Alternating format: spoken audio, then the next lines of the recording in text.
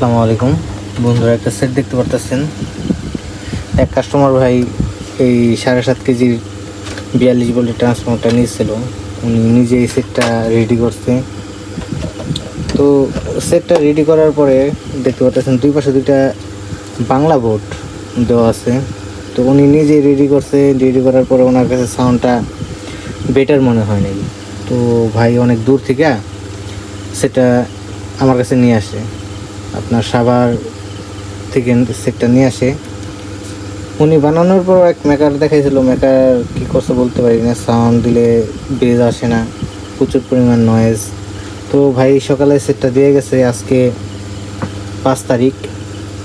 তো দেখি সেটটাকে কি করা যায়, এর জন্য হচ্ছে ভিডিওটা নেওয়া।